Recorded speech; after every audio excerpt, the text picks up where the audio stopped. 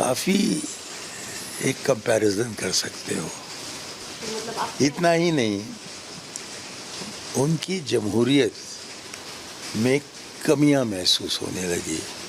जो उनके इलेक्शंस हुए इस बार और इसके पहले भी, तो वो विपक्ष की पार्टियों ने भाग ही नहीं लिया, क्योंकि उनको लगा कि ये फ्री एंड फेयर इलेक्शन नहीं होंगे। हमारे यहाँ वो परिस्थिति नहीं है, विपक्ष की पार्टियाँ भाग ले रही हैं, लेकिन बहुत से इल्ज़ाम चल रहे हैं जिसका सही जवाब नहीं मिल रहा है। तो ऐसे परिस्थिति में हम ये भी कह सकते हैं कि जैसा कि शक पैदा हुआ लोगों के मन में बांग्लादेश में कि ये फ्री एंड फेयर इलेक्शन है क्या, वैसे ही शक यहाँ भी आने लगे हैं। वहाँ तो उभर गए हैं, लेकिन यहाँ भी वो शुरू हो गए हैं। तो जो सबक हमें सीखनी है वो ये है कि विकसित भारत बनाना एक चीज़ है, लेकिन वो आज़ाद भारत होगी क्या, वो एक लोकतांत्रिक भारत होगी क्या, एक आज़ाद भारत होगी क्या। तो ये सब सवाल उठते हैं।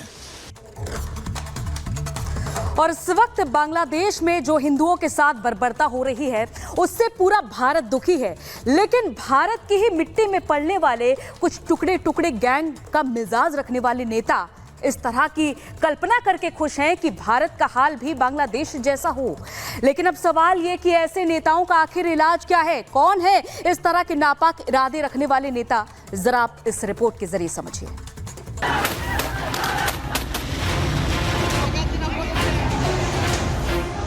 What you're undermining is my freedom not to say something.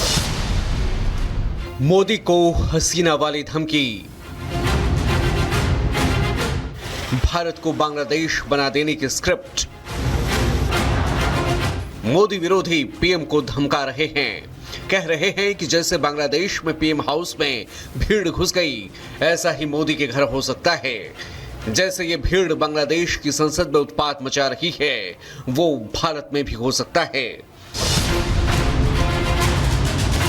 Bangladesh में मचे बवाल के बाद भारत में मोदी विरोधी नैरेटिव गढ़ने वालों की लाइन लग गई है। कांग्रेस के दिग्गज नेता सलमान खुर्शीद केंद्र सरकार के फैसले को लेकर सवाल उठाते रहते हैं। अब एक बार फिर कुछ ऐसा ही नजर आया। एक निजी कार्यक्रम में खुर्शीद ने बात की बांग्लादेशों की हालात की, लेकिन एजेंडा मोदी विरोधी नजर आ रहा था। खुर्शीद ने कहा कि भारत में भी बांग्लादेश जैसे हालात हैं, भारत का सिस्टम इसे रोक रहा है, बांग्लादेश जैसा प्रसार नहीं हो रहा। देखने में सब कुछ सामान्य दिख रहा है, लेकिन अभी भी बहुत कुछ करने की जरूरत है। बयान निजी कार्यक्रम में दिया गया था, लेकिन पब्लिकली सामने आया तो खुर्शीद साहब को सांप सूंघ गया। सवाल पूछना उनके निजता का हनन हो गया। A comment like this, why did you make a comment like this? Don't you think it undermines the image of your own country? What you're undermining is my freedom not to say something. You have to be, if you made such a comment in a public platform. You should not be going anywhere to people that you abuse all the time. Please. Salman ji, You made a comment about your country like this in a public platform. What do you have to say about this? I say whatever I say in public, never in private. भड़काऊ बयानवीरों में कांग्रेस के दूसरे नेता भी शामिल हैं, जो सीधे कहते नजर आ रहे हैं कि जो बांग्लादेश में हो रहा है वो भारत में होगा। कल बांग्लादेश की जनता घुस गई प्रधानमंत्री आवास में। 6 महीने पहले श्रीलंका की जनता घुस गई थी प्रधानमंत्री आवास में। अब तुम्हारे घरों में ये घुसेगी जनता, जो भ्रष्टाचार अब सहन नहीं हो रहा है। ये वही विपक्ष है जो कल तक संविधान की दुहाई दे रहा था, लेकिन बांग्लादेश में तख्ता पलट के बाद ऐसा लगता है कि उनका संविधान से भरोसा उठ गया है और अब सत्ता का सुख पाने के लिए बांग्लादेश जैसे हालात भारत में भी होने की दुआएं कर रहे हैं। तो बीजेपी कह रही है कि मजबूत सनातन ही संकट का समाधान है। जब पार्लियामेंट में खड़े होकर राहुल गांधी कहते थे कि इस देश में आग लगेगा, इस देश में दंगे होंगे, इस देश में प्रधानमंत्री जी के ऊपर हमला होगा, तो वो क्यों कहते थे?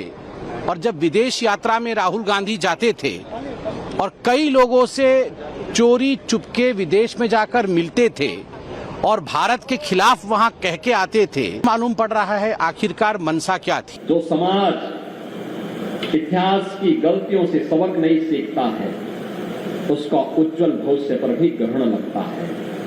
सनातन धर्म पर आने वाले संकट के लिए फिर से एकजुट होकर के कार्य किए जाने की आवश्यकता है। इसके लिए एकजुट होकर के लड़ने की आवश्यकता है। बांग्लादेश में जो कुछ हो रहा है वो आंखें खोलने वाला है, खासकर उन लोगों के लिए जो मजहब देखकर सियासी मजमून बदल लेते हैं। ऐसे में सवाल यह है कि क्या सियासी पार्टियों के लिए वोट बैंक से ऊपर कुछ भी नहीं?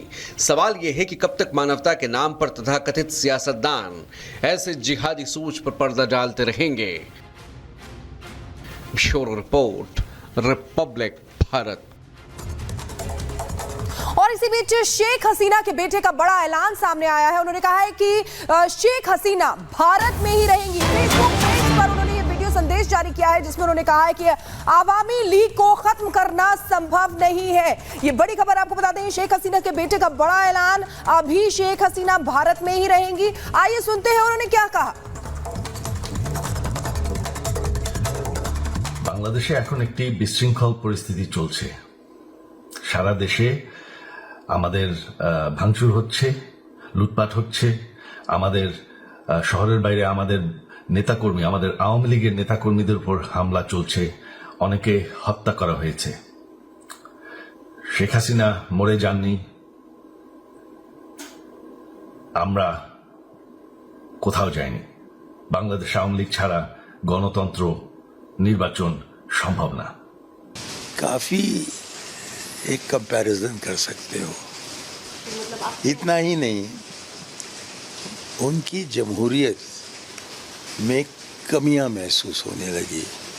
जो उनके इलेक्शंस हुए इस बार और इसके पहले भी, तो वो विपक्ष की पार्टियां ने भाग ही नहीं लिया, क्योंकि उनको लगा कि ये फ्री एंड फेयर इलेक्शन नहीं होंगे।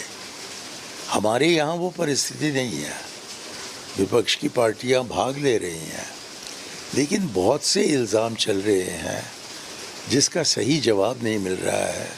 तो ऐसे परिस्थिति में हम ये भी कह सकते हैं कि जैसा कि शक पैदा हुआ लोगों के मन में बांग्लादेश में कि ये फ्री एंड फेयर इलेक्शन है क्या, वैसे ही शक यहाँ भी आने लगे हैं। वहाँ तो उभर गए हैं, लेकिन यहाँ भी वो शुरू हो गए हैं। तो जो सबक हमें सीखनी है वो ये है कि विकसित भारत बनाना एक चीज़ है, लेकिन वो आज़ाद भारत होगी क्या, वो एक लोकतांत्रिक भारत होगी क्या, एक आज़ाद भारत होगी क्या? तो ये सब सवाल उठते हैं।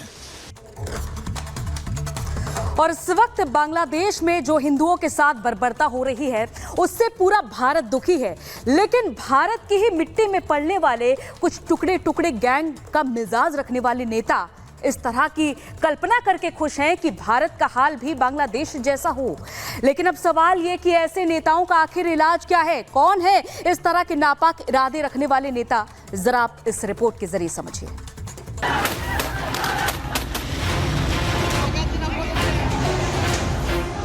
What you're undermining is my freedom not to say.